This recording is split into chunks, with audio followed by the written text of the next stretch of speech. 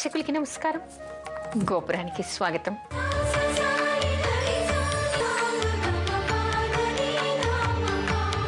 కార్తీక మాసంలో ఏ ఫల పుష్పాలతో ఎక్కడ పూజించటం వలన ఎలాంటి ఫలితాలు కలుగుతాయి? మనకి కార్తీక పురాణంలో అనేక విశేషాలు చెప్పబడింది. కార్తీక మాసంలో ఎవరైతే తులసీ దళాలతో విష్ణుమూర్తిని, మారేడు పత్రితో బిల్వపత్రితో శివుణ్ణి అర్చిస్తారో వాళ్ళకున్నటువంటి సకల పాపాలన్నీ కూడా పోతాయిట. ఎవరు జాజి మల్లెపూలతో పూజిస్తారో వాళ్ళకి సకల వైభోగాలు చేకూరుతాయిట. ఆ తర్వాత తులసీ వనంలో కానీ లేదా ఉసిరి చెట్టు కింద కానీ సగ్రామాన్ని లేదా విష్ణుమూర్తిని, లక్ష్మీనారాయణులని ఎవరు ధాత్రి పత్రితో కానీ ఉసిరికాయలతో కానీ, ధాత్రి ఉసిరిక పత్రితో కానీ ఉసిరికాయలతో కానీ ఎవరు పూజిస్తారో వాళ్ళకి వైకుంఠ ద్వారాలు వాళ్ళ కోసం తెరుచుకుని ఉంటాయిట.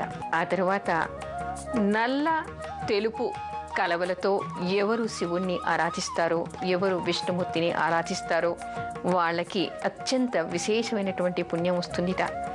ఆ తర్వాత ఎవరు తెల్లవారుజామునే లేచి అవిస పూలతో విష్ణుమూర్తిని, శివుణ్ణి అర్చిస్తారో వాళ్ళకి 10,000 యజ్ఞాలు చేసినటువంటి ఫలితం లభిస్తుందిట. అవిస పూలకి అగిస పూలు అనేటువంటి పేరుంది.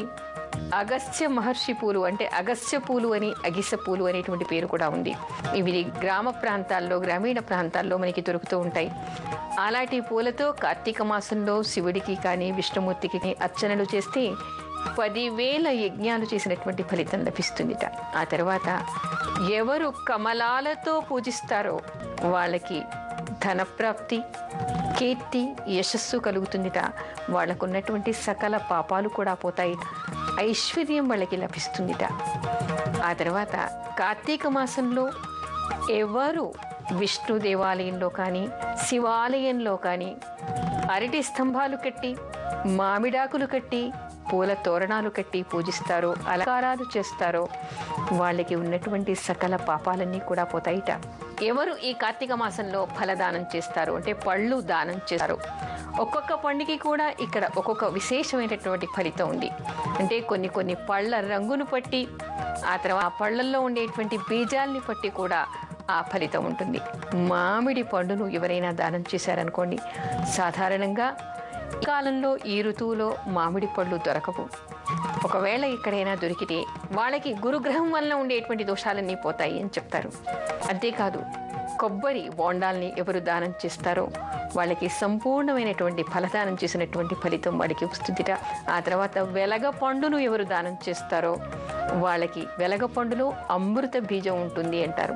అందుకని ఎవరు కార్తీక మాసంలో ఈ వెలగ పండుని దానం చేస్తారో వాళ్ళకి అమృత ఫలం లభిస్తుందిట. అంటే అమృతం అంటే వాళ్ళకి అమృతం తాగిన వాళ్ళకి ఎలా ఉంటుంది? చిరంజీవులై ఉంటారు.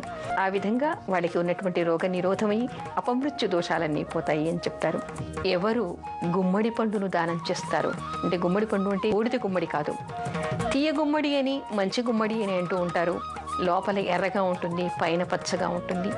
అలాంటి గుమ్మడి పండును దానం చేస్తారో, విష్ణు ప్రీత్యర్థంగా కానీ శివ ప్రీత్యర్థంగా కానీ దానం చేస్తే భూమండలాన్ని దానం చేసినటువంటి ఫలితం వాళ్ళకి లభిస్తుందిట. ఆ తర్వాత దేవాలయాల్లో అలికి ముగ్గులు పెట్టి దీపారాధన ఎవరు చేస్తారో వాళ్ళకి ఉన్నటువంటి పాపాలన్నీ కడిగేయబడి విశుద్ధులైపోతారుట. వచ్చే జన్మలో మహారాజై జన్మించేటువంటి అవకాశం వాళ్ళకి ఉంటుందిట. అంటే ఇక్కడ మనకి చెప్పొచ్చేటువంటి విషయం ఏమిటంటే, ఏ పూలతో పూజించినా ఎవరికి దొరికినటువంటి సువాసన కలిగినటువంటి పూలతో వాళ్ళు విష్ణువుని కానీ శివుణ్ణి కానీ ఈ కార్తీక మాసంలో అర్చించాలి. ఏవీ దొరకపోతే మనకి దొరికేటువంటిది బిల్వపత్రి, తులసి దళాలు ప్రతి ఇంటిలో కూడా ఉంటాయి. వాటిని తెచ్చి పూజించాలి. తర్వాత మనకి ఇప్పుడు ముఖ్యంగా దొరికినటువంటిది ఉసిరిపత్రి కూడా దొరుకుతూ ఉంటుంది. దానితో కూడా పూజ చేయవచ్చు అని చెప్తున్నారు. అనేక దానాలు చెప్పబడ్డాయి, అనేక పువ్వులు చెప్పబడ్డాయి. ఏదైనా ముఖ్యంగా ఇక్కడ మనకి కావాల్సింది ఏమిటి? భక్తి, శ్రద్ధ.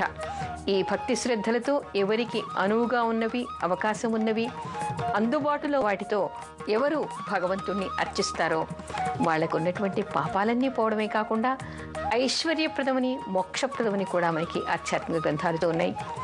ఏ పూలు లేవనుకోండి, మానసికంగా హృదయ పుష్పాన్ని అర్పించి మనసులోని ఈ పూలన్నిటితో పూజ చేస్తున్నట్టు ఎవరు భావించినా కూడా వాళ్ళకి కూడా ఆ పుణ్యం దక్కుతుంది అనేటువంటి విషయాన్ని చెప్తారు.